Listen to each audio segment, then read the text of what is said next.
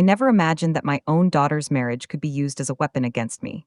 For years, I had worked tirelessly to maintain our family home, the place where memories of love, laughter, and generations of family life had been built.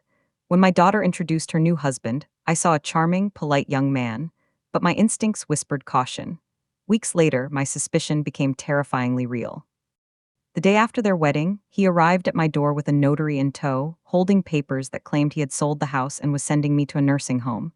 I froze briefly, my heart racing, but then a smile spread across my face. Perfect, I said. Let's stop at the police station first. They're very interested in what I sent them about you. Their scheme was audacious, but I was ready. Years of careful planning, evidence gathering, and strategy meant I wasn't just defending myself. I was preparing to outsmart them entirely. My name is Alina Harrington, and I am 64 years old. The house buzzed with excitement as I prepared for my daughter Clara's wedding, but beneath the festive decorations, a sense of unease prickled my instincts. I had raised Clara with care, instilling values of trust and discernment, yet I sensed this day might test both our judgment. As I ironed my dress and checked the invitations one last time, I couldn't shake the feeling that something about her fiancé, Daniel, was off. His charm seemed too polished, his manners too rehearsed. I reminded myself to stay calm, observe, and trust my instincts. This was not just another family event, it was a moment that could reveal hidden intentions, and I intended to be alert, ready to notice every subtle sign of deception. The first meeting with Daniel, my new son-in-law, was a careful dance. He smiled politely, shook my hand, and complimented the house, but his eyes seemed to flicker toward possessions rather than people. His charm was smooth, almost rehearsed, as if he knew exactly what to say to gain approval. I watched him closely, noting the subtle arrogance in his posture and the way he glanced at Clara, not with love but with possessiveness. Every gesture, every word was calculated, hinting at ulterior motives. I engaged in polite conversation, asking about his family and plans, all the while mentally noting inconsistencies and small red flags. By the time the reception began, I knew that while his words were pleasant, his intentions deserved careful scrutiny. As the family gathered, I observed Daniel's subtle attempts at control.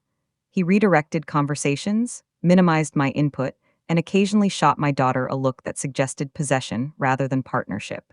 He smiled, but the charm masked a careful manipulation of the room. I noticed how he positioned himself physically between Clara and other relatives, creating a sense of authority over interactions. Even small gestures, like insisting on seating arrangements or choosing topics of discussion, revealed an underlying need for dominance. I kept my own demeanor calm and polite, asking questions and observing responses, carefully noting patterns. Every interaction felt like a puzzle, and each small act of control added pieces to the picture. Daniel was not just a charming young man. He was someone with calculated intent, someone whose motives needed careful attention. The wedding festivities began in earnest, with music, laughter, and the aroma of catered food filling the air. Relatives greeted one another, children ran about, and the room hummed with energy. Yet beneath the joy, I remained alert, watching Daniel's interactions with family members. His charm worked on others, but I detected tension in subtle gestures, raised eyebrows, fleeting expressions of impatience, slight dismissals of my presence. Clara was oblivious, smiling and enjoying the day, trusting him completely. My internal conflict grew. I wanted to celebrate my daughter's happiness, but my instincts warned me that someone's ulterior motives were quietly weaving through the celebration. I resolved to remain patient and observant, documenting each small inconsistency, each subtle manipulation, knowing that the truth would eventually reveal itself if I stayed vigilant. Later, I found a quiet moment with Clara and asked her how she felt about Daniel's sudden interest in family matters in the house. She laughed softly, brushing aside any concern, trusting him completely. "He's just thoughtful, Mom," she said, squeezing my hand, but her trust made me uneasy. I could see how easily someone with ulterior motives could exploit her naivety. My instincts screamed caution. Blind faith in a charming facade could allow him to manipulate her and others. I remained gentle, careful not to sow fear, while mentally planning how to gather proof of intentions without alarming either of them. My conflict was silent yet intense, a tension between maternal concern and the need to respect my daughter's choices while preparing for any potential betrayal. As the ceremony concluded and the reception began, Daniel's possessiveness became more visible. He subtly steered Clara away from relatives' attention, monitored conversations closely, and ensured that any discussion about the house or finances remained minimal.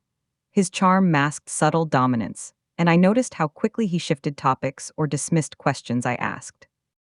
While other family members were charmed and distracted by the grandeur of the event, I focused on each interaction, noting patterns of manipulation and control. Every toast, every dance, every casual word from him became a piece of evidence in my mind. I felt a quiet determination. This wedding was not just a celebration. It was a moment that could expose hidden motives if I stayed observant, patient, and prepared to act strategically. By the evening, discrepancies in Daniel's stories and behavior became evident.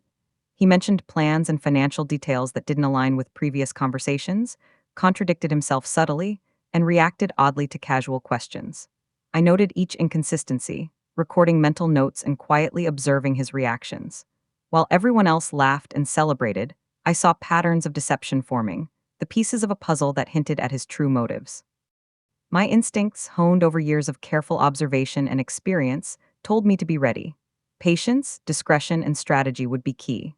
I resolved to gather more evidence, protect my daughter, and prepare for the eventual confrontation. The charm and polish he displayed were only a facade, and I was determined to see the truth beneath the mask. Daniel's questions about the house began subtly. At first, he asked casual questions about maintenance and property taxes, framed as concern for my well being. "Mom, wouldn't it be easier if we handled the paperwork ourselves?" He said with a seemingly innocent smile. Each comment seemed harmless, yet something in his tone and timing raised alarms. He pressed gently, phrasing requests as helpful suggestions while testing boundaries. I answered politely but remained vigilant, noticing his calculated pauses and careful phrasing. Every word felt rehearsed, designed to gauge my reactions. While Clara remained oblivious, I mentally cataloged his behavior, understanding that these small, subtle inquiries could be a preliminary move towards something larger.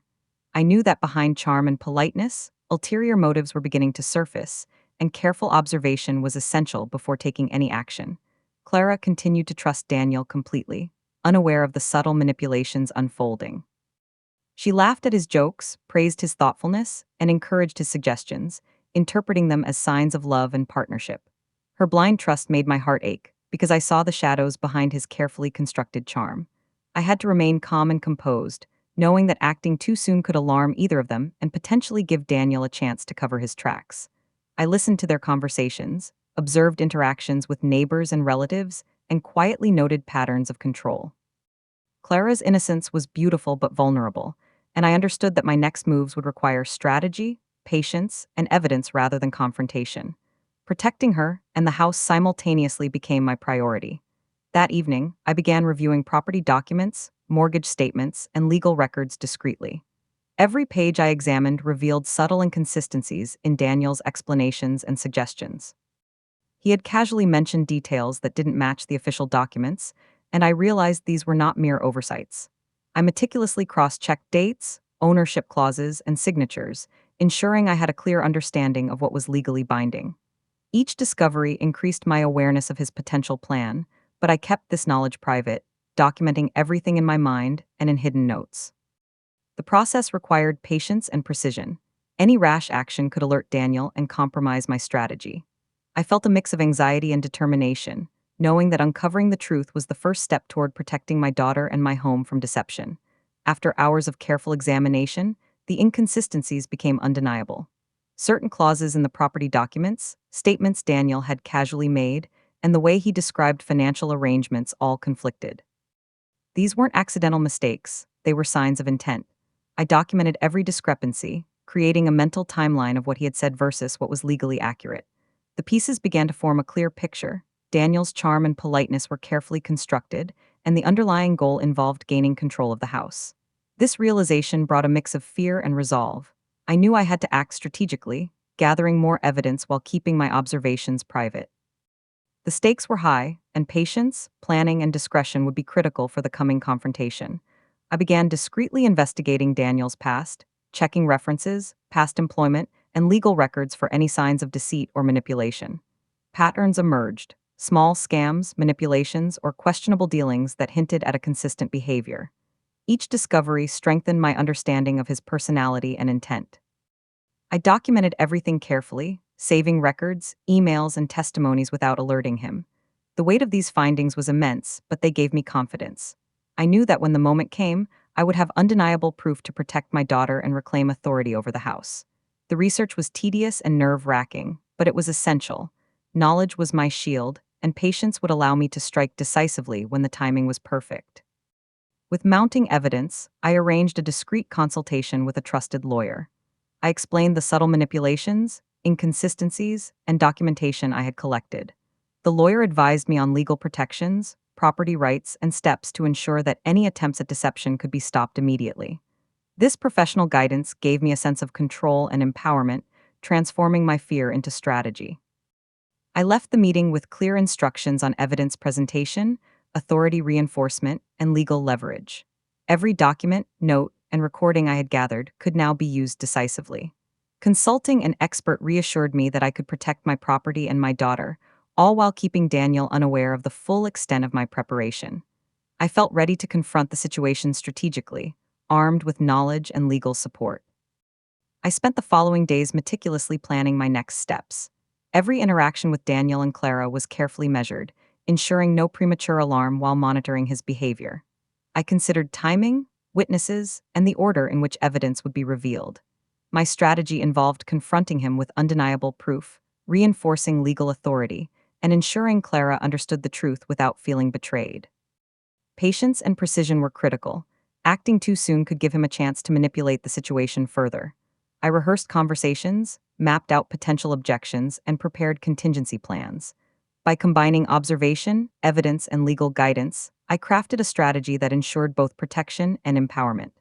The plan was ready, and I felt confident that when the moment arrived, the deception would be exposed beyond doubt. The morning after the wedding, a sharp knock at the door announced Daniel and a notary's arrival. My heart raced for only a moment before calm settled in. I had anticipated this move. Daniel's smile was forced, almost smug, as he held the legal papers like a weapon, the notary standing silently beside him, pen poised. "We've just sold this house," he declared, "and you're going to a nursing home." The audacity of his scheme was breathtaking, yet my face remained serene, giving nothing away. Every instinct told me to remain composed. I observed his gestures, the tension in his jaw, the way he shifted weight nervously, noting the signs of arrogance beginning to crack. This was the moment I had prepared for, his betrayal laid bare, ready to be countered with patience and strategy. Daniel handed me the papers, each page brimming with legal jargon designed to intimidate. His fingers trembled slightly, betraying his forced confidence, but his eyes were fixed on my reaction, expecting fear or submission. I examined the documents carefully, letting him speak as if his victory were guaranteed. The notary's presence amplified the tension, a silent validation of his audacity. I noticed inconsistencies in signatures and dates, little errors that his overconfidence had overlooked. While he assumed the upper hand, I allowed the moment to linger, making him wait for any response. My calmness was my weapon, his impatience was growing with every second. Each paper he thrust toward me strengthened my resolve. I had evidence ready, witnesses prepped, and legal strategy mapped. His overconfidence was about to become his undoing. With a smug, rehearsed tone, Daniel continued, "This property is no longer yours. You'll be moving to a nursing home immediately." His words were sharp, meant to wound, to establish dominance. I didn't flinch, didn't raise my voice, but internally a surge of satisfaction grew. He had underestimated me, assuming my silence meant weakness. I observed his every word, his posture, the slight quiver in his hands, and realized how precarious his position truly was. "Perfect," I replied slowly, my calm voice slicing through the tension. "Let's stop at the police station first. They're very interested in what I sent them about you." The color drained from his face, and the notary shifted uneasily. His plan, audacious and bold, had collided headfirst with strategy, patience, and preparation. The room's atmosphere shifted immediately. Daniel's smug confidence wavered as he processed my words. The notary's eyes darted between us, uncertain, sensing the sudden tension. I remained composed, a subtle smile curling my lips, projecting calm authority. His intended intimidation had failed. Instead, the energy had reversed, and he was now reacting to my control. I silently catalogued every twitch, every hesitant glance, every bead of sweat forming at his temple. Clara's confusion became apparent as she watched silently, realizing the confrontation had taken a turn she hadn't anticipated.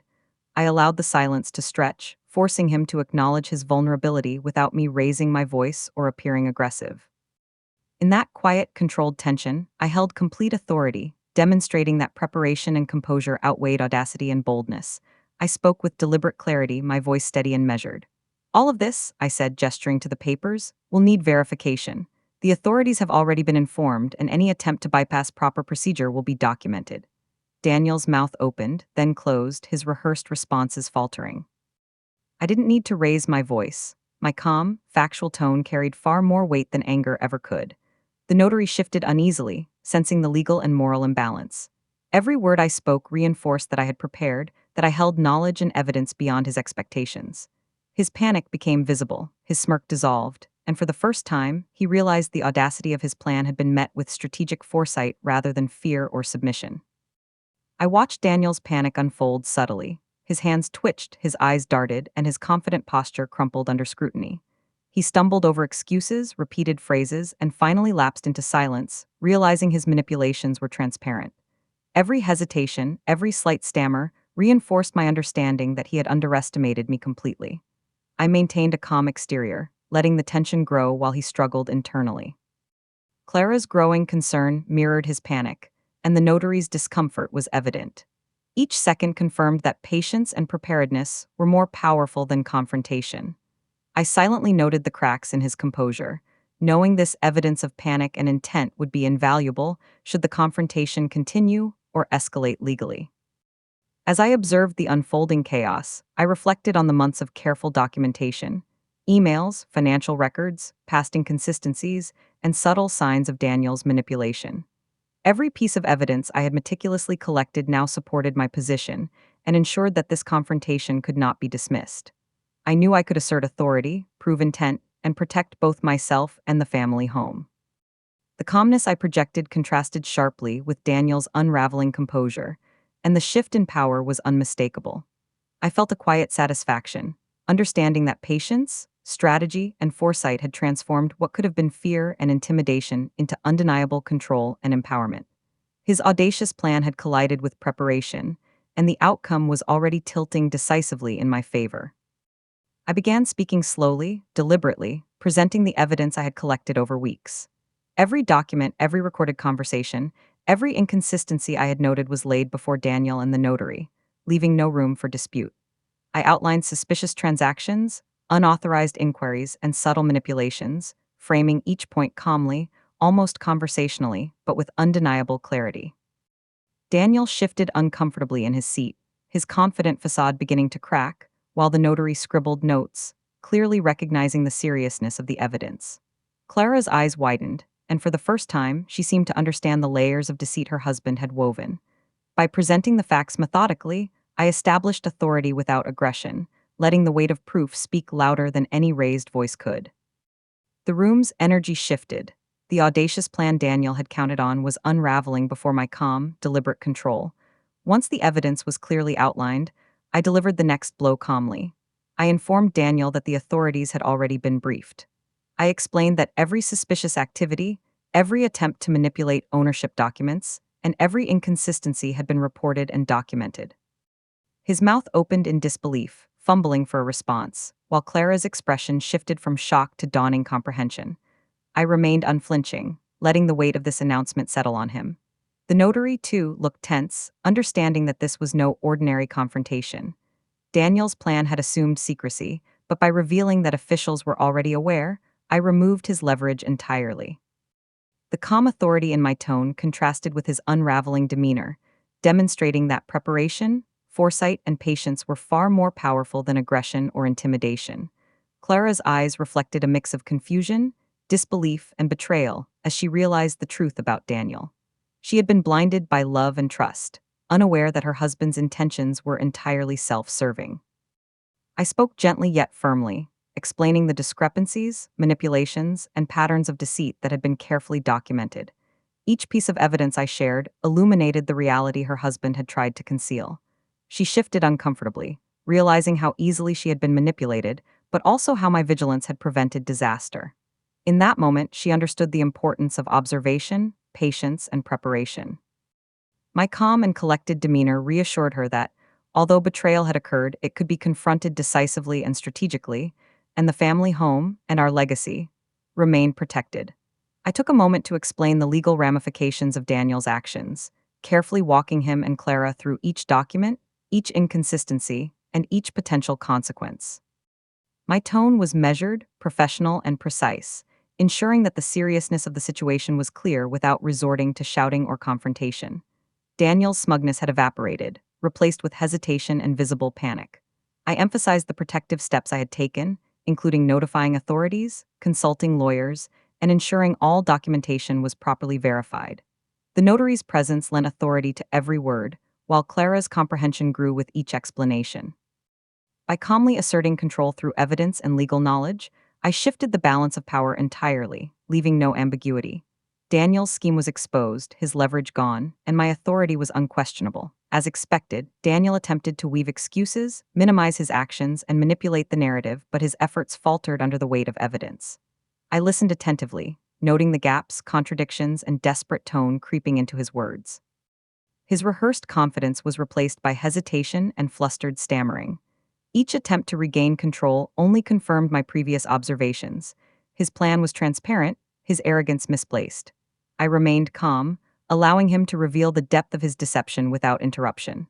Clara watched, slowly processing the contrast between Daniel's faltering manipulations and my composed authority. The more he struggled, the more evident it became that preparation, patience, and strategy outweighed audacity and boldness, leaving him entirely exposed and powerless. Throughout the confrontation, I maintained absolute boundaries, refusing to negotiate, plead, or allow coercion. Every suggestion Daniel made, every veiled threat or subtle intimidation, was met with calm refusal and clear explanation. My authority was reinforced not through anger, but through unwavering composure and deliberate words. Clara watched silently, finally realizing the importance of strong boundaries and measured responses. The notary also noted my firmness, recognizing the legitimacy and weight of my position. Daniel's attempts to sway, intimidate, or pressure me collapsed under the strength of my calm, strategic control. Each refusal reinforced my protection over the house and my family, and made it unmistakably clear that further manipulation would have consequences. Finally, I directed the notary's attention to each discrepancy, each fraudulent attempt, and the evidence that proved intent. By having an official witness observe my authority and comprehension of the situation, I ensured that every step of Daniel's plan was invalidated and documented. His eyes widened as the notary carefully noted each explanation and legal safeguard. Clara's realization deepened, understanding not just the extent of deceit but the meticulous measures I had taken to prevent disaster. My calm, deliberate display of control, knowledge, and preparedness left no room for argument or further deception. By the time the confrontation concluded, Daniel was fully exposed, his manipulation dismantled, and my authority over the family home and future interactions unchallengeable. Stay tuned to see how the truth comes crashing down. Hit like and subscribe, because what happens next will leave them speechless. I invited Daniel and Clara to a family discussion, carefully masking my true intentions. The living room was arranged to seem casual and inviting, yet every detail was deliberate, evidence was within reach, and the atmosphere was controlled. Daniel entered confident, expecting compliance, unaware that the meeting had been orchestrated to reveal his deceit. Clara was puzzled but sensed my seriousness. I allowed Daniel to speak first, giving him the illusion of authority while silently observing his behavior. Each gesture, each word was catalogued, feeding into my strategy. Inside, I felt a mix of calm determination and satisfaction. Months of preparation, evidence gathering, legal consultation, and careful observation were about to culminate in a controlled confrontation where the truth would finally come to light and his arrogance would be exposed. I began presenting the hidden recordings and documents I had meticulously collected over weeks. Each file, each audio clip, revealed Daniel's true intentions, plans to manipulate my daughter, seize control of the house, and bypass any resistance. I remained calm, speaking clearly and slowly, letting the weight of evidence sink in. Daniel's smug confidence started to falter as he realized the extent of the proof against him. The notary, present as a silent witness, took notes, validating my authority and ensuring legal credibility. Clara's shock was palpable, her eyes wide as she processed the truth. Every subtle manipulation, every lie, and every hidden agenda was now undeniable. The tension in the room thickened as Daniel realized that his plan, which he had thought was clever and hidden, was being dismantled piece by piece in front of everyone. Daniel attempted to interrupt, argue, and downplay his actions, but I remained composed. Calmly, I revealed every deceitful act with precision, highlighting inconsistencies, manipulations, and evidence of intent. Each revelation was delivered with measured authority, leaving no room for denial. His face reddened and he stammered, trying to salvage the illusion of control, but it was too late. Clara listened silently, her disbelief mixing with dawning understanding. The notary and witnesses observed everything, further cementing the validity of my claims. My calm demeanor contrasted sharply with Daniel's unraveling composure, amplifying the impact of each accusation. By maintaining patience and strategic delivery, I ensured the truth struck with maximum effect, demonstrating that preparation, intelligence, and composure can dismantle even the most audacious schemes. Clara's eyes filled with a mix of shock, anger, and hurt as she finally understood the extent of Daniel's manipulations. She replayed past interactions in her mind, noticing subtle controlling behaviors, small lies, and carefully hidden agendas that had once seemed harmless. Her trust, once unwavering, had been exploited, and the reality of her husband's intentions became undeniable. I spoke gently, reinforcing the evidence and helping her piece together the deception. Clara began questioning her past decisions and her judgment, realizing how easily she had been manipulated. The emotional weight of betrayal settled in, but so did the recognition that vigilance and awareness were crucial. Together, we transformed shock into clarity, preparing for the next steps to reclaim control, protect the home, and restore family integrity. To solidify authority and prevent further attempts at deceit, I enlisted the notary and my lawyer to publicly validate my ownership of the house. Legal documents, notarized statements, and evidence were formally presented, making it impossible for Daniel to challenge the situation.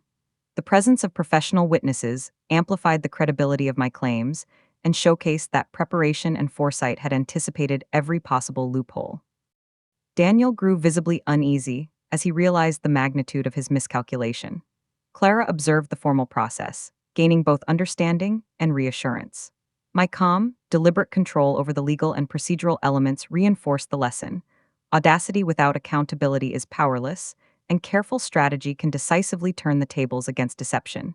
Daniel's humiliation was evident as family and witnesses processed the revelations. His lies, manipulations, and audacious plan were now public, leaving him exposed and powerless. Every attempt to justify or explain his actions collapsed under the weight of evidence. Neighbors, relatives, and the notary observed the truth unfold, confirming my authority and his deceit. Clara watched as the arrogance of her husband crumbled, realizing the severity of his betrayal.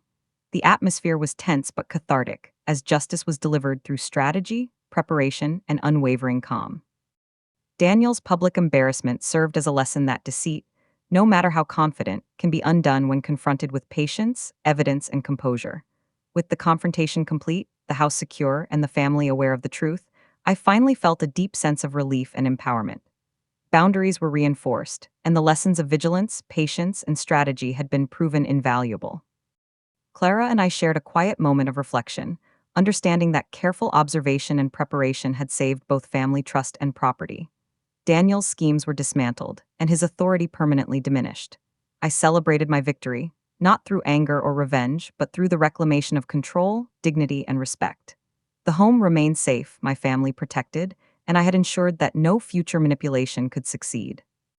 Peace, empowerment, and strategic triumph defined the conclusion of this chapter.